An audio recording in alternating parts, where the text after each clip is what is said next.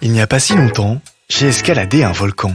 Il ne crachait ni lave ni fumée, mais en me rapprochant du sommet, j'ai cru voir deux yeux qui me regardaient.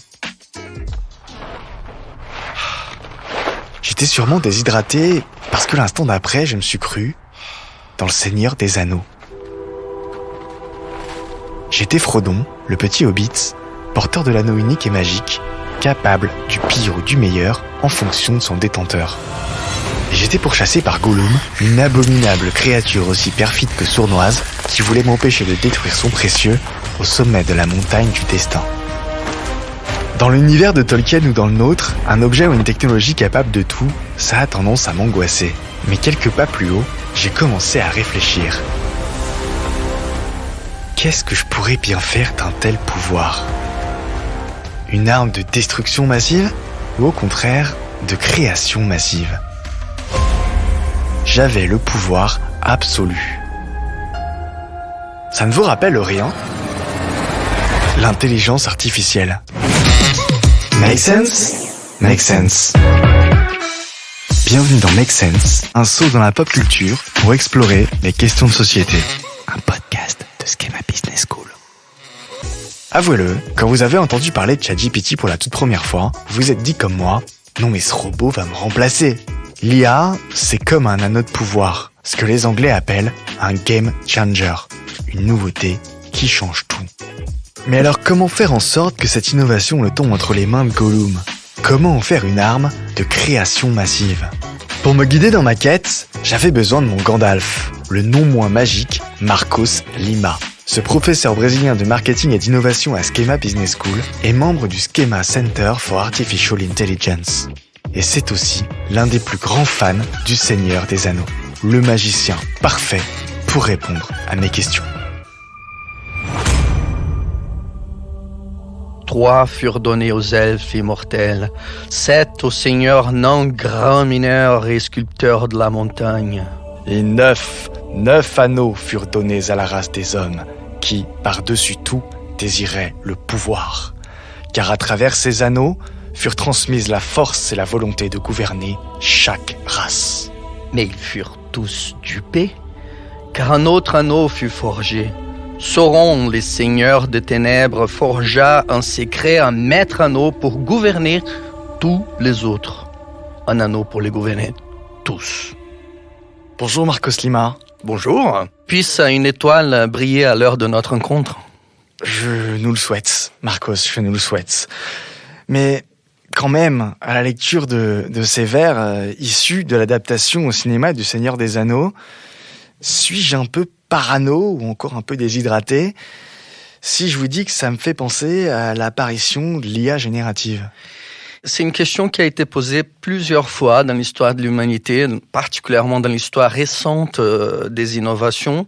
Depuis 2 siècles, nous vivons des cycles d'innovation, de ruptures qui transforment la façon comme nous travaillons, comme nous transportons, la façon comme nous communiquons.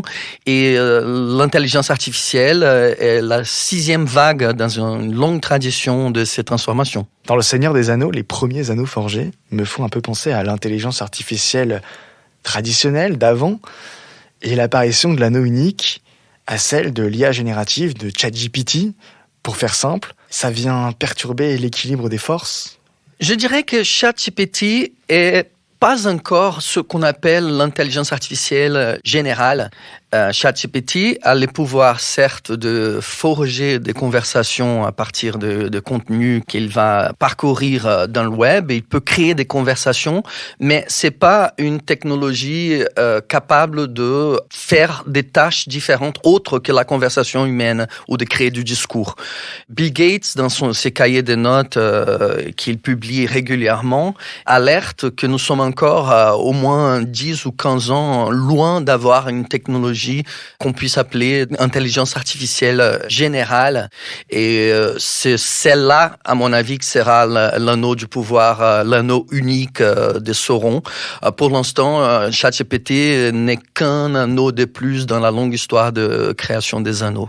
D'accord, donc pour le moment, je peux encore un peu souffler, mais quand même, je crois que je ne suis pas le premier à paniquer. Non, et à juste titre, parce que ça, encore une fois, va profondément changer tout ce que nous faisons. Après, quand on regarde l'histoire de ces innovations, ça peut être rassurant. Nous voyons par exemple que l'apparition chemin de fer au début du 19e siècle a permis de nouveaux business models qui jusque-là n'étaient pas simplement possibles.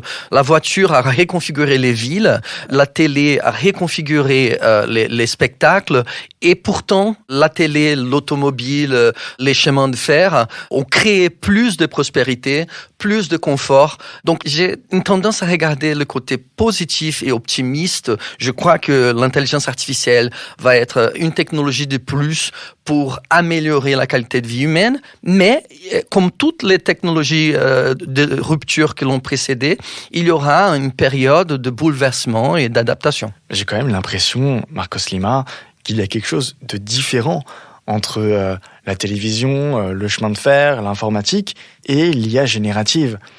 Pensez à ce que l'IA générative peut faire, c'est un peu comme regarder les étoiles et se sentir tout petit, c'est comme regarder l'infini. Tous ceux qui ont témoigné l'apparition de ces nouvelles technologies ont eu ces moments d'émerveillement. La première personne qui était un conducteur de chariot et qui a vu une voiture rouler sans un cheval pour la première fois était complètement terrorisé par les perspectives de cette invention. Nous pouvons dire que l'Internet a bouleversé complètement les médias et la façon comme nous communiquons et nous consommons des médias. Et effectivement, il y a des effets déjà nocifs de l'Internet et des réseaux sociaux sur des circuits comme la politique, sur la société. Et pourtant, l'Internet, elle est perçue aujourd'hui comme normale et acceptable et personne n'a peur de l'Internet en tant que tel.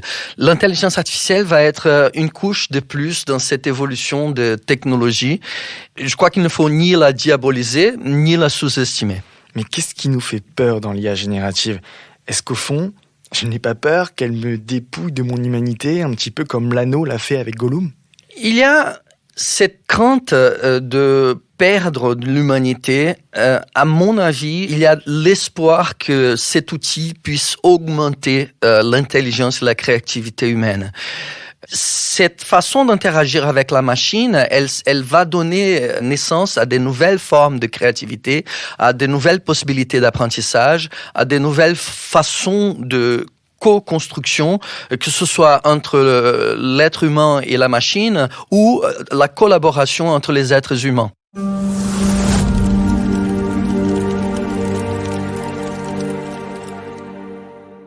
Marcos Lima, même Elon Musk a appelé à une pause dans la recherche sur l'intelligence artificielle.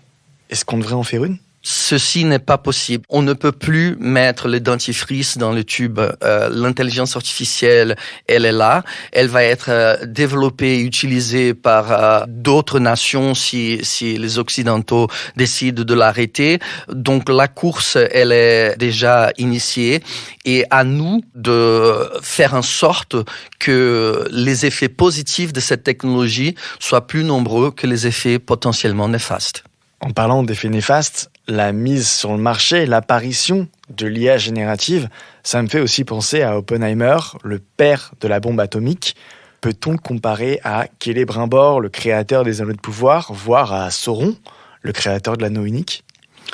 Et beaucoup l'ont fait lors de la publication de Seigneur des Anneaux. Beaucoup croyaient que l'ouvrage faisait une référence à l'arme atomique et qu'il fallait désinventer l'ère atomique de la même façon comme Frodon a détruit l'anneau. J'ose espérer que l'intelligence artificielle, elle permettra de créer plus de Lothlórien et de Foncombe que de Mordor. Malheureusement, dans l'histoire des innovations humaines, on voit que la technologie, elle est ni bonne ni mauvaise, c'est l'utilisation qu'on donne qui fait ce qu'elle est. Et les êtres humains, en certains contextes, vont avoir une propension à créer de belles choses et d'améliorer la qualité de vie des individus et de créer un progrès social, mais il y aura malheureusement dans notre histoire d'autres épisodes où cette même technologie va être utilisée pour des fins maléfiques. D'autant que nous sommes dans un monde humain, et même Tolkien l'a dit, la race des hommes, par-dessus tout, désire le pouvoir.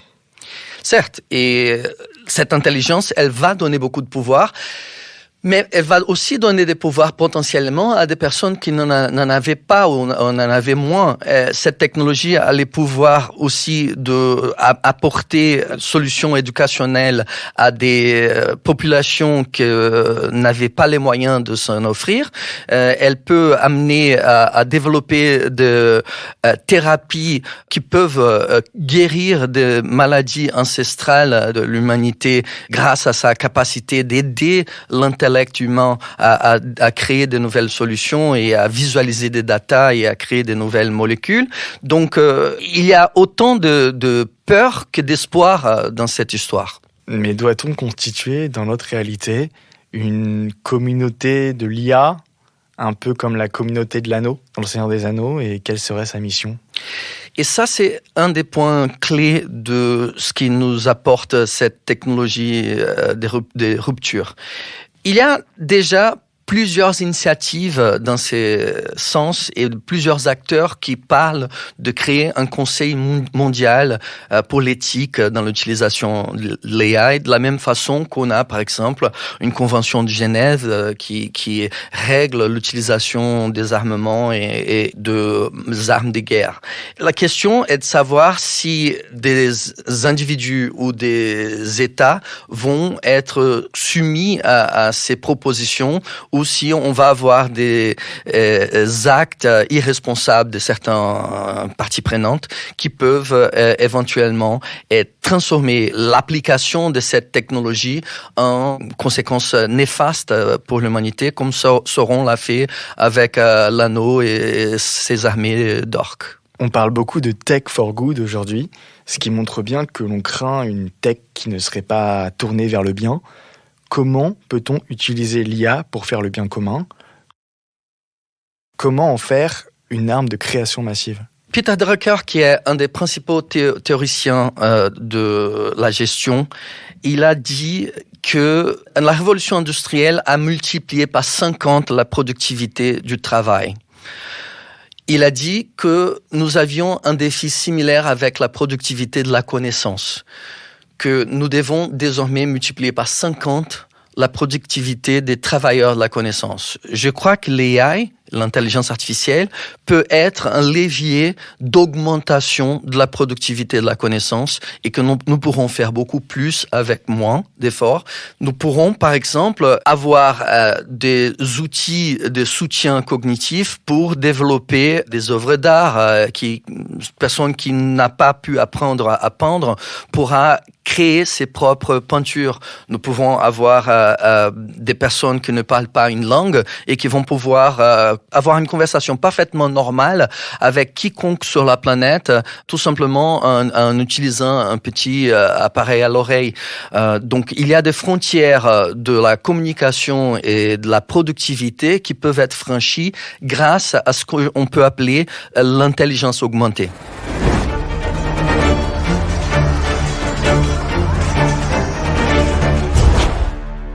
L'anneau unique finit par contrôler tous les autres anneaux. Un anneau pour les gouverner tous. C'est un peu comme l'intelligence artificielle générative qui s'insinue partout et qui pourrait finir par tout contrôler.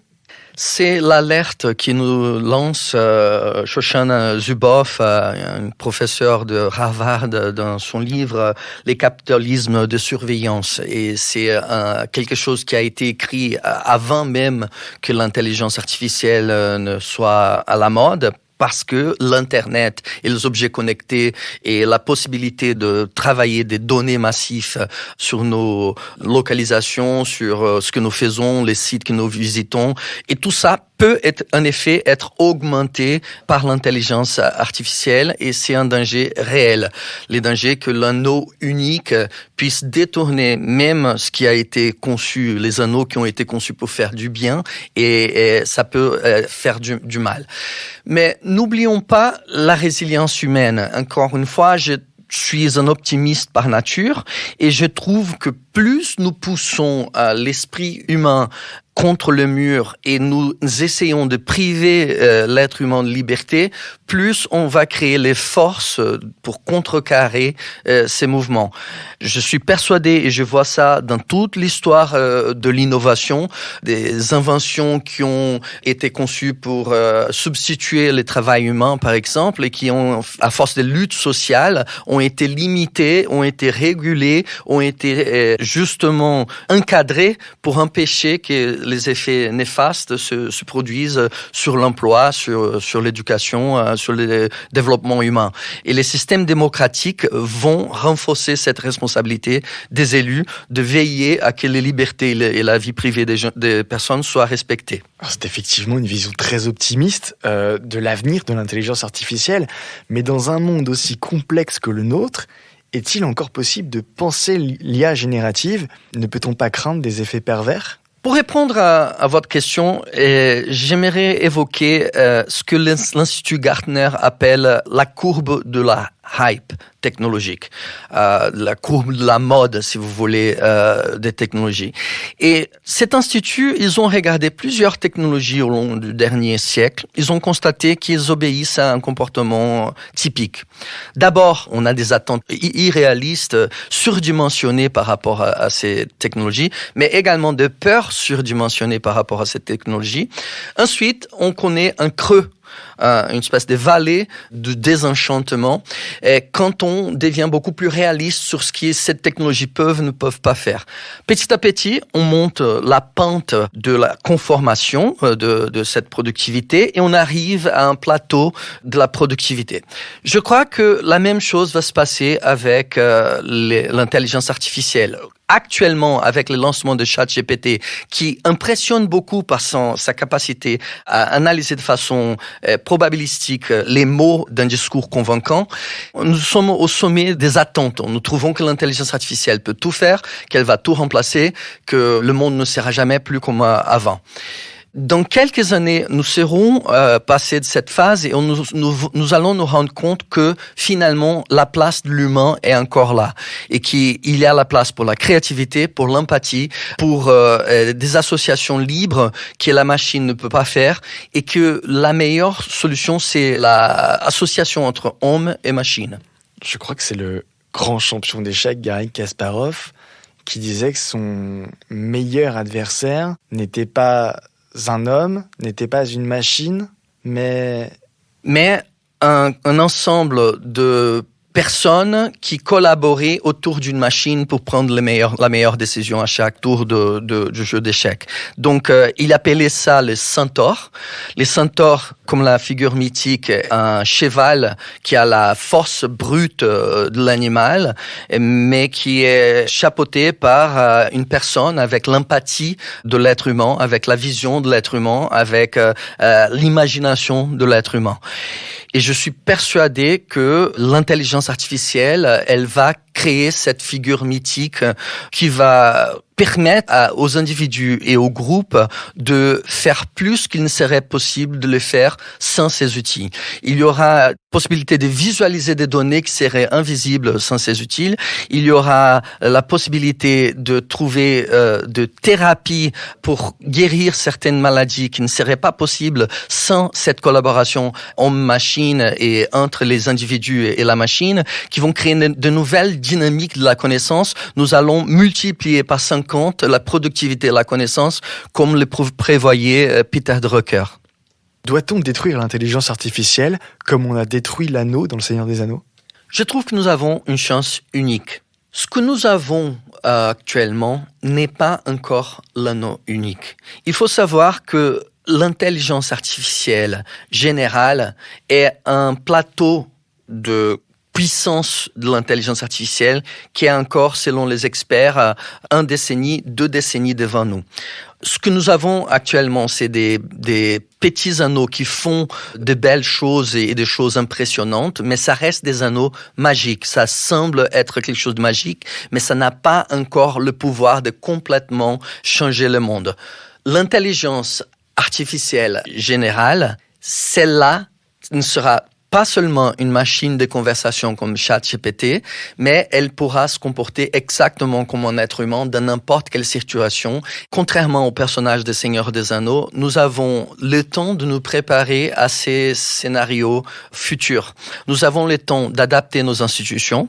Nous avons le temps d'apprendre autrement à travailler avec ces intelligences, changer la façon comme nous enseignons, changer la façon comme nous apprenons, changer la façon comme nous travaillons avec ces anneaux.